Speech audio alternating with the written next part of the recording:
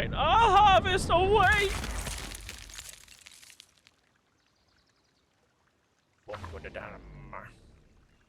At that moment, a merciless wall of impossibly cold air ripped through the crowd, instantly freezing everyone and everything it touched. That's what it looks like.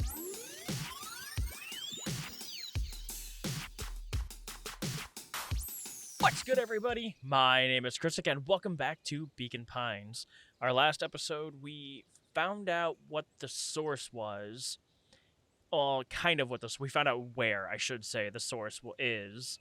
And what happens with it, some kind of super something or other thing that causes freezing. If there's too big of an explosion, it'll cause a huge ice age, and perennial harvest sucks. And in the last timeline, Mr. Kerr died along with Iggy. I'm kind of running out of perks, I guess, if you want to call them that, and ways to go. So I'm hoping we might get more in this one. But right now we are in the library trying to figure out stuff. This is a dang nice library. Thanks. We work hard on it. Aren't you a little young to be a librarian? Oh, Kato hung out here so much. Eventually, they gave him a set of keys. I just keep an eye on the place for Miss Novak sometimes. They got you working for free? It's quiet, and I get access to all the books I can read. What more could a person want? It's fair enough. What can I do for you all? We need a favor. I already told you, Rollo. I can't put you on any higher on the wait list for the next Hank Atomic. And if you're here with more candy, I'll have you know I can't be bought. Call it a personal code of conscience. Actually, we're looking to do some research. Now, you're speaking my language. What are you looking for? That's the thing, we sort of don't know. What do you got on the history of the town? There's county record archives. What's in those? Births, deaths, newspaper clippings, stuff like that. Pretty boring reading. But they do go all the way back when the town was founded. Great. We'll start there. Alright, well. Chapter 8. Oof. 6 feet under, 3 towns over. That's a hell of a title. The kids spent the rest of the afternoon combing through dusty piles of old county records. Okay. Desperately searching for anything that could help them make sense of Mr. Tulliver's cryptic utterance. Utter.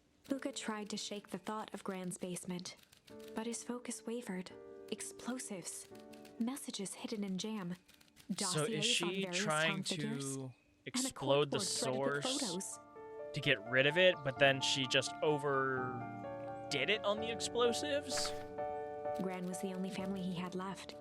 He still couldn't bring himself to believe the worst. But the old map with the symbol of explosives in town square, I think the mother made that difficult. She's got to be here and done something, or is like a catalyst for it, or something like that. As the sun began to set, the kids were no closer to the truth. Of course, as we all know, me trying to make predictions in games like this always ends up in failure and disappointment. That's usually how that goes. If I have to read any more records, my eyeballs are gonna pop. We have to keep digging.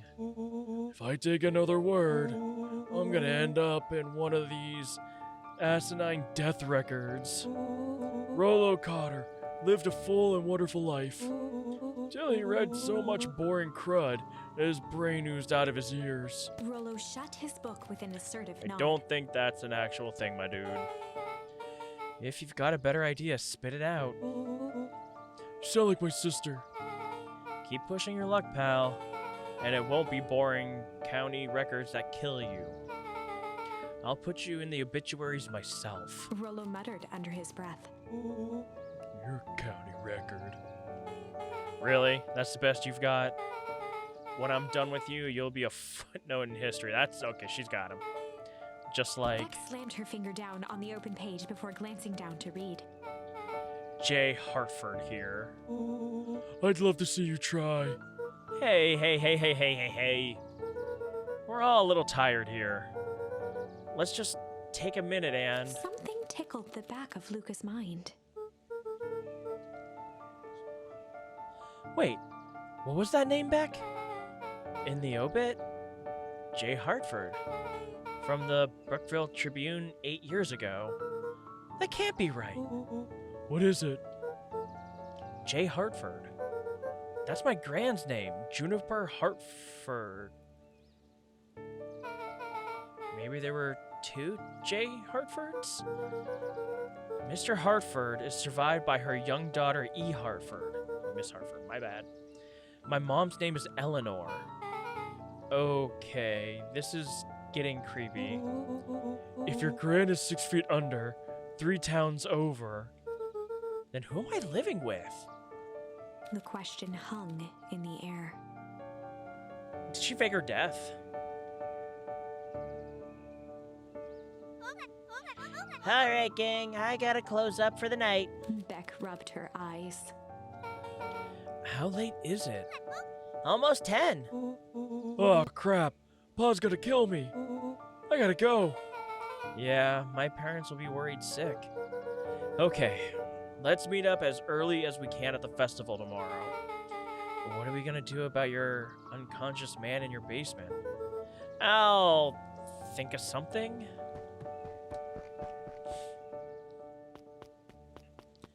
Luca's heart was pounding as he Gran approached the house. Supposedly died 8 years If he ago? was lucky, Gran, or whoever it was, What the hell is hadn't going gotten on? back yet. And of course, there was Mr. Tolliver tied up and unconscious in the basement. Yeah. Dealing with him would be the first order of business. Luca shook out his arms to calm his nerves before entering. Oh, He held perfectly still, tempering his breath, and to listen. She was asleep. His only hope was that she hadn't found Mr. Tolliver before dozing off. Uh-huh. Okay, I'm just gonna... Gran, I'm just gonna go... I'm gonna check on the guy in the basement! Oh, you know she's seen this. I mean... How could she not have seen... No... Ooh, oh no. Mr. Tolliver was nowhere to be seen. Great, that's just what I wanted. Maybe he woke up, escaped from his bindings, and left without a trace. Or maybe Gran knew everything. Balls. What do I do? Luca's hungry stomach groaned. I think Luke is in trouble. Not realizing it, he'd gone the entire day without eating. Yeah, that's a thing. Okay, I can figure this out. Just need a little brain food. Luca rushed over to the pile of jam jars, unscrewed one, and shoveled a handful into his mouth. That's not food, dude. I'm afraid your jam delivery will be delayed. He flipped the lid to read the label. Mr. Nuncreed. Okay, now that I can think. So if Gran knows we tied up Mr. Tolliver, I'm screwed. If she doesn't know, then I need to play it cool. I guess the only option is to go to bed and act as if nothing is wrong. Gran will think Mr. Tolliver finished what he was sent to do and left when he was done. Go to sleep. Yeah, that's...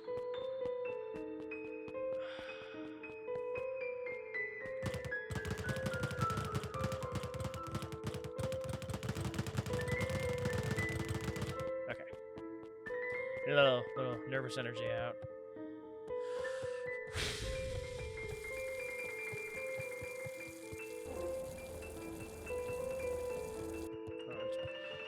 Fuck. Gran?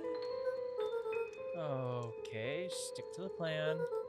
Go to bed and play it cool. As Luca climbed the final stair, the emotion of the day dragged heavily on him. With each consecutive step, his legs weakened. His stride began to falter. He tried to grab for the railing to steady himself. Something was wrong.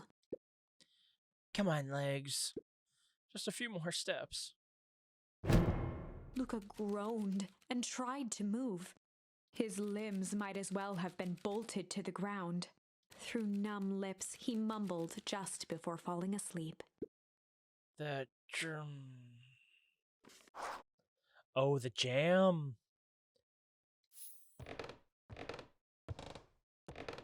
Gran? Sweet boy. What did you get yourself into?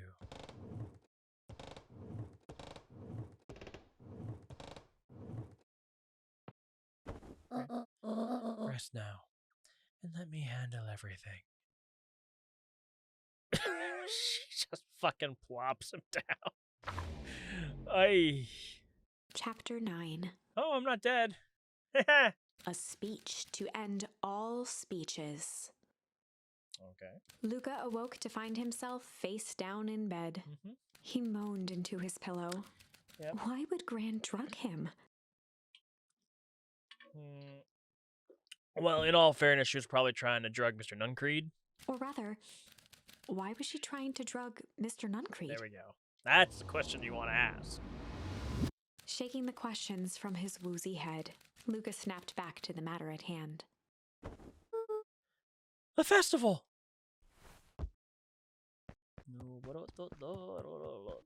Can I get anything new? Cause this is a different timeline. Haha. Oh. Okay, so I got Hum and Crooked. Those are the two new ones. I don't think I got Weep. So Incendiary, Pungent. Break is one that's not on there either. Succulent's not on. So there's actually quite a lot of them that are here that have not been presented to the tree's timeline yet. Still can't get in there. Still can't get in there. Here, Granny. Gone. Row. Backyard, maybe? No, she's probably at the festival, so going to the festival, I suppose. So it's amazing how... Where have you been? Gran put something in the jam. Yeah, we know. Secret messages from secret conspirators. Not just this one. The one intended for Mr. Nuncreed. Put me to sleep. Oh, whoa! Ho, ho! Sly devil!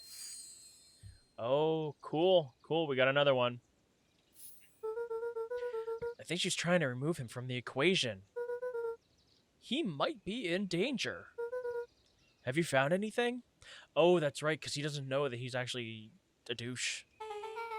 We looked around, but haven't seen anything odd. Your Gran is nowhere to be found. And Mr. Nuncreed is just loafing around, waiting for the speech. What speech? Mayor Gus just got up to the podium. Everyone is gathering at the stage. Let's get moving.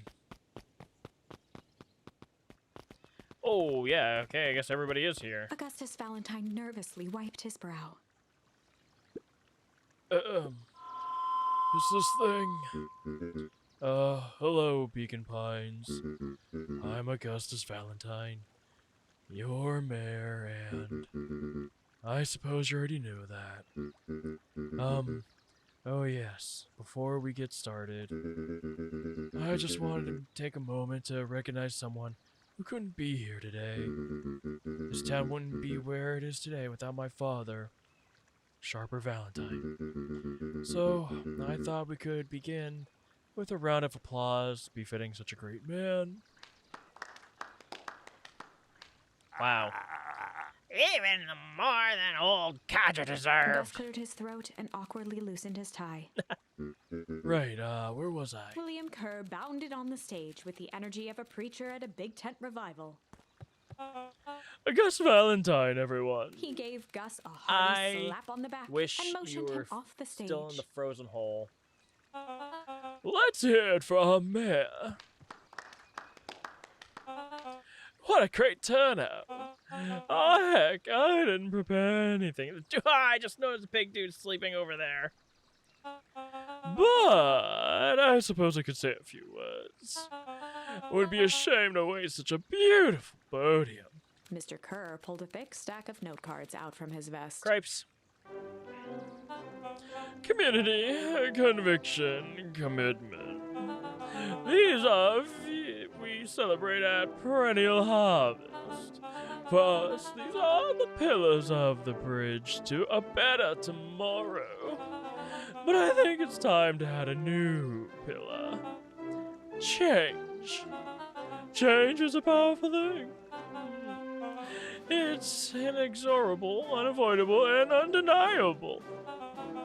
And I am dadgum thankful for it. Change is the reason we're all together today. It's hard for me to believe that it was only 4 years ago that fate brought me here. A simple business trip, which brought me to a small town, which would change my life forever. Mr. Kerr took a moment to survey the crowd. Sure he did. You know what? He wiped away a single tear. Bleh.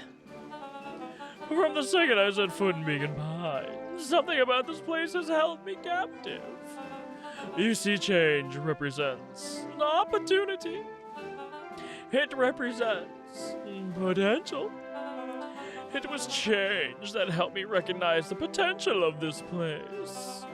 To see that the people of this town, despite suffering a great loss, still held on to the things that made them special. He thumped the podium to emphasize each word. Sure he did. Community, conviction, commitment, change. Mr. Kerr nodded confidently, God, I hate biting this his guy. lip. I hate him so much. Death would be too nice. The crowd was silent, in rapt attention. Sure they're not. I don't see Gran anywhere. Fate made a perfect match that day. Nothing is more important to you all than community. And perennial harvest is a community first and foremost. Mr. Kerr methodically made eye contact with each section of the crowd. Sure he did. The only way you made it through the harvest was an unshakable conviction. A conviction that a better tomorrow was just over the horizon. Perennial harvest, founded on the conviction that we are that horizon. This festival is a symbol of our commitment to each other. His voice began to build to a crescendo. Oh, great. We now walk hand in hand into the future we will shape together. And that is what change is all about. Grabbing the future by the scruff of the neck and making things happen. Change is a choice. I am tickled pink that we'll all be making that choice together. How great is that? Just imagine what we can accomplish. Dynamite go boom. What was that? The crowd began to look around nervously. Don't worry, a little thunder isn't going to ruin this day. Everyone, remain calm. Mr. Kerr quickly flicked through his note cards.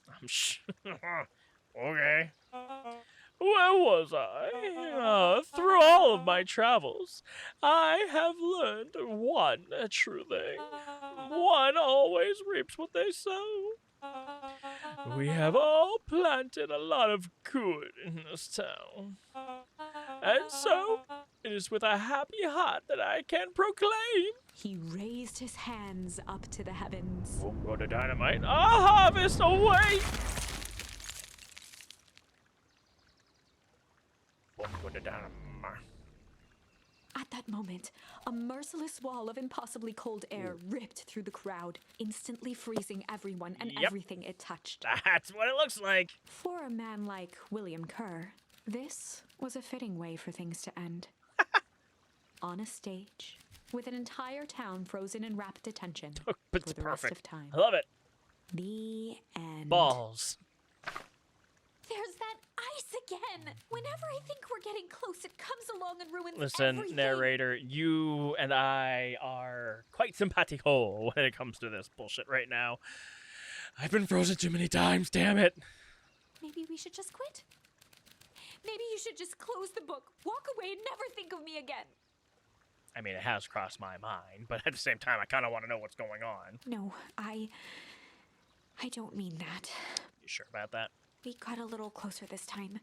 We just need to try again. I think the closest thing we got to was Last Life, when I got the... We will be seeing this in Beacon Pines 2, The Beaconing, or whatever they called it. Please. Oh, shit. Oh, shit. Oh, shit. Oh, it's right there, shit. Alright, well, I mean, I got... I got Sly. We can go Sly.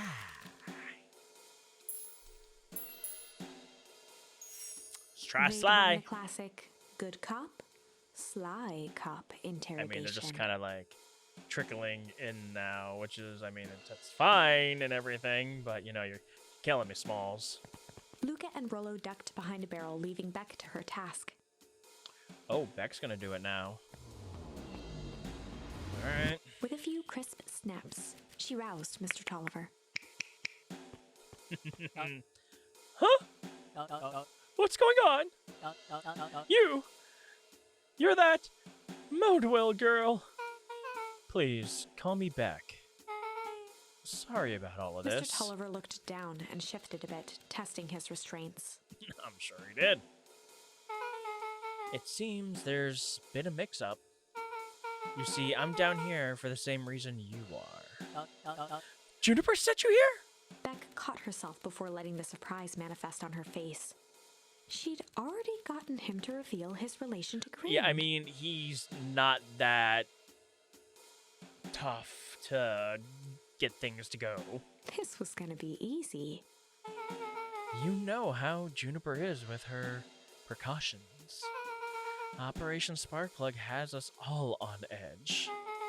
I guess she thought you needed some backup. But she's a child! What better way to avoid prying eyes? Who would suspect a kid? I suppose that makes sense. Mr. Tolliver wriggled a bit in his restraints. I'm trying with his voice. I'm thinking he'd be like high-pitched squeaky, but my throat would be dead if I actually went through that. Oh, I'm so sorry. Beck quickly removed the ropes. That had to be uncomfortable. A little, yeah. But you understand, we never know who to trust in this town. Mr. Tolliver rubbed the growing knot on his forehead. Very true. So it turns out we're both here to... Beck twirled her hand, as if to prompt Mr. Tolliver to finish her thought. destroy the evidence. Beck shook her head and clicked her tongue. Yep, the old gal is nothing if not thorough. Mr. Tolliver let out an amused huff in agreement. She sure is. I can't blame her, though. If anyone were to find out that we're gonna destroy the source, well, we both know how bad that might be. No one will know anything once I finish cleaning things up down here. Beck was on a roll now, playing Mr. Tolliver like a fiddle. You're sure you can finish this up on your own? Juniper trusted me for a reason. You can leave the rest to me. Good. There's one more loose end I'll go work on. A loose end? Oh, it's nothing really. The other day I had the radio on scan while restocking the candy shelves. And wouldn't you know it, I intercepted an old phrase in a perennial harvest transmission. Underground secrets. That's ominous. I think it might be a password, but Juniper dismissed it. She said it wasn't mission critical. What's the password for? We don't know. So we have a password and nowhere to put it. It's gotta mean something, right? Good thinking. You should probably go to work that out. I've got this under control. That's a relief. Between you and me, this basement's giving me the willies. Heading for the stairs, Mr. Tolliver hesitated and turned to Beck with a puzzled look. She grinned and gave him a peppy wave. Bye. With a shrug, he continued up the stairs, whistling a jaunty tune. It's one way to do it, and she did it right. You guys catch that? Sure did. This whole time, Mr. Tolliver has had a candy shelf. But all he ever sells us is apples. Beck blinked slowly in disappointment. Rollo, you sweet baby boy. The password, Rollo. Well, sure, but once things are back to normal, I'll be having a word with Mr. Tolliver about that candy shelf. Fine. In the meantime, I've got an idea. She turned to the table and began tearing small scraps of paper. Oh my god, what is beep-a-dooping at me again? This is like an all-night thing, man. Don't beep-boop-bop-boop at me. Don't know who I am, phone. Oh, actually, my phone does know who I am. It's quite scary, really.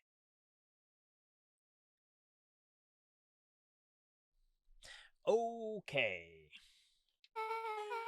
He said he heard a password on the radio. Any good spy transmission is never what it seems. Beck marked each scrap of paper and leaned back. We just need to find the hidden meaning. Huh. Okay. What's another word for underground? Buried? Covered? Could it be a cover-up? Maybe. It's one of those each letter is a number thingies. So U would be 21, N would be 14, D would be... Oh! It's an anagram! Nuncreed's Drugstore. Luca and Beck looked at Rollo with amazement. I mean, color me surprised too, because of the... Alright. Rollo, that was incredible. Well, it's either that or Creed's new drugstore. Yeah, I think you were right the first time. How did you do that? What can I say? I love ciphers. Well, I guess we know where to go next. Investigate, grade, learn reading words at Nuncreed's drugstore. Alright, well, we're off. Oh, shit. Can I talk to her? You scared me half to death. Sorry. You kids haven't seen Mr. Tolliver around, have you? No. He got me waiting around like the last slice of pie. I swear that man could be late to his own funeral. Okay, bye. Oh, can I go fishing? I can go fishing. Can I? What? Oh, okay, good. Like, there it goes. Alright, so let me check here. I think I need one more. Yes! Luca tied a Crooked! bent nail onto the line. If all you have is a hammer...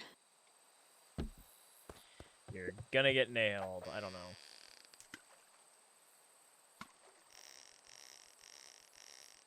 Oh, that's right. The line can snap. I almost forgot about that. Yeah. It's a photo of you and Uncle Joseph. Let me see that. Huh. Look at those two young fools. I didn't end up at the bottom of the pond. Who can say? Some things are just hard to explain. I miss Uncle Joseph. How come he doesn't come fishing with us anymore? He's busy with his new job at Valentine's. Ooh. What's a new job got to do with him fishing with us? It's complicated. Like I said, some things are hard to explain. Okay. I thought that might have been the last thing I needed for that, but I guess not. This is just... Okay, so I was just gonna read that. I've been getting the... little things. Cool in front of them. My friends, see how cool I am, friends? Friends. I am cool. Okay.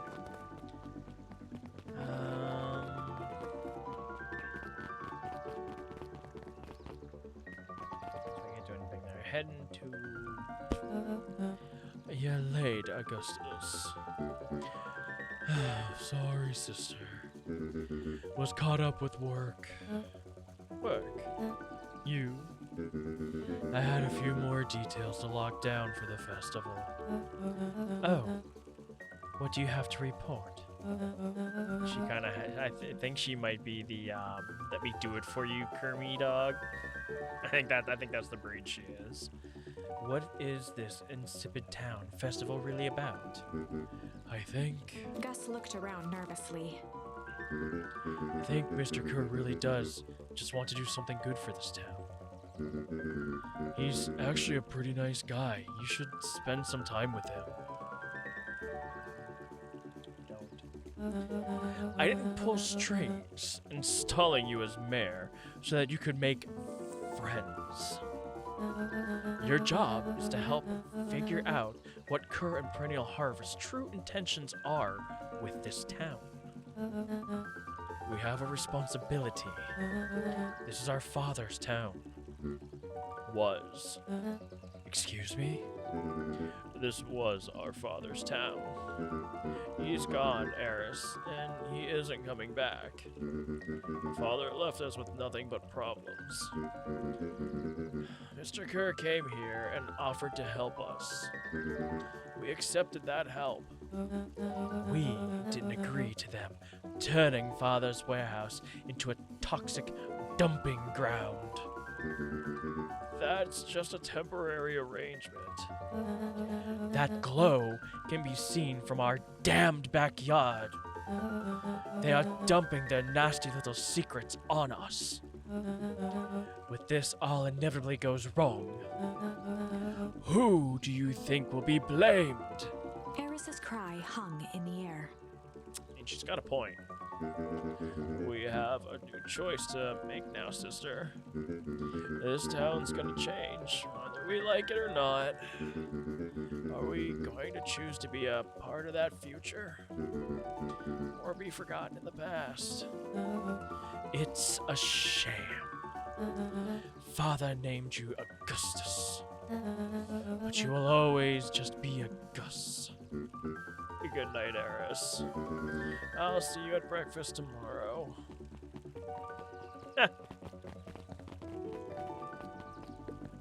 It's getting late, children. Cool. Thank you. Dude, she even reading down there at night? What the butt?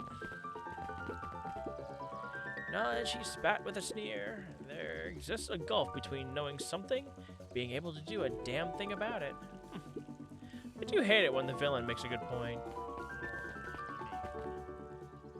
Alright, well, there's nothing down there. I love smacking a melon, but not right now. You're on a mission. Ooh. Isn't that the little boy that is the founder's son? Weird. Okay, but I am out of time for this episode. We will pick this up next time. I say a lot because I'm trying to process what the hell just went and happened. So we found out Gran was dead 8 years ago, or she was in the obituaries 8 years ago. We got turned to ice again. It was like the second time we fucking got turned to ice. This needs to stop. It's ridiculous. But more and more seems to be coming to light as such. And I think maybe the password, or whatever you want to call it, might have something to do with the telephone booth. Knowing it from the last time when we were thrown in and he called down and it was basically like an elevator. But we will explore this more next time. So I want to thank you guys so much for watching. If you liked it, let me know in the comments below. And as always, by subscribing, I get to see you guys